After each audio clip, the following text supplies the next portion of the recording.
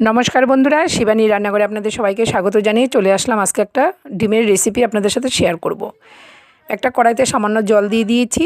এবার এর মধ্যে একটা টমেটো, 4টে শুকনো লঙ্কা, একটা পেঁয়াজ, 1 ইঞ্চি আদার টুকরো আর কয়েক কোয়া রসুন দিয়ে আমি একটু এটা হালকা সেদ্ধ করে নেব। কিছুক্ষণ ঢেকে দিলাম। এবার চলুন আরেকটা কড়াই বসিয়ে দিয়েছি। ওটা সেদ্ধ হতে হতে এদিকে একটা কড়াইতে তেল দিয়ে দিয়েছি। তেলটা গরম হয়ে গেলে আমি আলুটা লাল করে ভেজে নেব। আলুটা দিয়ে দিয়েছি, সামান্য একটু লবণ আর হলুদ দিয়ে দিলাম। দিয়ে আমি আলুটাকে ভালো করে ভেজে নামিয়ে নেব। আলুটা লাল হোক করে ভেজে নিয়েছি, নামিয়ে নিলাম। তারপরে ওই তেলের মধ্যেই ডিমটা ভেজে নেব। ডিমটা আমি আগে থেকে সেদ্ধ করে খোসাটা ছাড়িয়ে চারিদিকে একটা চাকু দিয়ে কেটে কেটে দিয়েছি। সেই ডিমটা আমি দিয়ে দিলাম। দিয়ে পরিমাণ মতো লবণ আর হলুদ দিয়ে ডিমটা হালকা ভেজে নেব।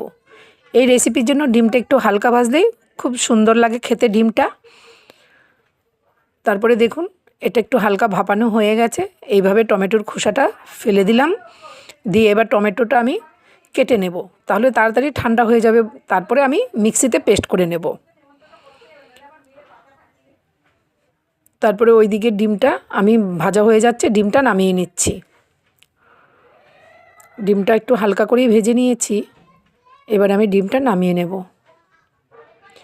এই ডিমের রেসিপিটা খুব দারুণ হয় বন্ধুরা, খুব সুস্বাদু হয়, খেতে দারুণ লাগে। একবার অবশ্যই করে খেয়ে দেখবেন। ডিমটা নামিয়ে নিয়েছি। ওই তেলের মধ্যেই আমি ফুলকপিটা ভেজে নেব। ফুলকপিটা আমি হালকা গরম জলে ধুয়ে নিয়েছি। তারপরে আমি সামান্য একটু লবণ দিয়ে ফুলকপিটা ভেজে নামিয়ে নিচ্ছি। মশলাটা ঠান্ডা হয়ে গেছে। এবার মিক্সি জারে আমি দিয়ে দিচ্ছি। এর মধ্যে তো আপনারা দেখেছেনই কী ছিল, টমেটো, লঙ্কা, পেঁয়াজ, রসুন, আদা একসাথে পেস্ট করে রেখে দিলাম। ফুলকপিটা নামিয়ে ওর মধ্যে আমি একটা ক্যাপসিকাম একটু হালকা ভেজে নিয়েছি। তারপরে এই তেলের মধ্যে আমি জিরে, এলাচ, দারচিনি, শুকনো লঙ্কা, তেজপাতা ফোড়ন দিয়ে দিলাম। দিয়ে পেস্ট করা মশলাটা দিয়ে দিলাম। এই মশলাটা বেশি কষানোর কোনো দরকার নেই, যেহেতু এই মশলাটা আগে থেকে একটু ভাপানো ছিল। তাই এর মধ্যে সামান্য একটু হলুদ দিলাম। মিক্সি বাটি ধোয়া জলটা দিয়ে মশলাটা একটু হালকা ভেজে নেব। মশলাটা হালকা ভেজে নিয়ে তার মধ্যে আমি ভেজে রাখা আলুটাকে ছেড়ে দেব। ভেজে রাখা আলুটা দিয়ে দিয়েছি। এবার আলুটার সাথে পুরো মশলাটাকে আমি ভেজে নেব। তাহলে কি বলুন তো, আলুটাও খুব সুন্দর সেদ্ধ হয়ে যাবে। ভাজা হয়ে গেলে ক্যাপসিকাম আর ফুলকপিটাও দিয়ে দেব।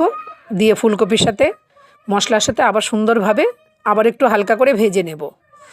তারপরে পাশে গরম জল বসিয়ে রেখেছিলাম, পরিমাণ মতো জলটা দিয়ে দিয়েছি। জলটা খুব আপনাদের পছন্দ মতো কম বেশি করে দেবেন। দারুণ একটা রেসিপি। এটা যদি হালকা একটু ঝোলও থাকে তাও খেতে দুর্দান্ত হয়। এবার ভালো করে মিশিয়ে নিয়ে যখন একটু হালকা ফুটে এসছে, আমি সামান্য একটু লবণ দিয়ে দিয়েছি। কারণ লবণটা একটু লাগতো, তাই আমি একটু লবণ দিয়ে দিয়েছি। ফুলকপি, আলু সব কিছুই তো লবণ দিয়ে ভাজা হয়েছে, পরিমাণে একটু লবণও দিয়ে দিলাম।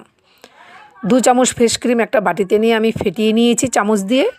ফেটানো ফ্রেশ ক্রিমটা দিয়ে দিয়েছি। এইবার ভেজে রাখা ডিমগুলো দিয়ে দেব। ভেজে রাখা ডিমগুলো দিয়ে একটু নেড়ে দেব। নেড়ে দিয়ে কিছুক্ষণ ঢেকে দেব। ধরুন 2 মিনিট, 2 মিনিটের মতো ঢেকে দেব ঢাকনাটা তুলে। তারপরে হাতে ম্যাশ করে একটু কসুরি মেথি দিয়ে দেব। কসুরি মেথিটা বেশ ভালো করে মিশিয়ে নিতে হবে। খুব সুন্দর করে মিশিয়ে নিয়ে নামানোর আগে একটু গরম মশলা গুঁড়ো দিয়ে দিলাম। ব্যাস, খুব সুন্দর একটা রেসিপি। ফুলকপি আলু দিয়ে ডিমের কারি দারুণ লাগে বন্ধুরা। কমপ্লিট হয়ে গেল। দেখুন আলুটা খুব সুন্দর সেদ্ধ হয়ে গেছে। এবার আমি একটা বাটিতে নামিয়ে নেব। দারুণ একটা রেসিপি। যদি বন্ধুরা ভিডিওটা ভালো লেগে থাকে প্লিজ সবাইকে দেখার সুযোগ করে দেবেন, সবার সাথে শেয়ার করে দেবেন। একটা পাত্রে নামিয়ে নিচ্ছি। এখন শীতকাল, ফুলকপি, ক্যাপসিকাম সবার ঘরেই থাকে। একদিন অবশ্যই এরকম করে রান্না করে খেয়ে দেখবেন। তারপরে আমাকে প্রতিদিনের মতো কমেন্টের মধ্যে জানাবেন যে কেমন লাগলো। দেখা হচ্ছে নতুন রেসিপি নিয়ে নতুন ভিডিওতে। ফেসবুক থেকে ফলো, ইউটিউব থেকে সাবস্ক্রাইব করে আমার পাশে থাকবেন। আজ আসছি বন্ধুরা, টাটা।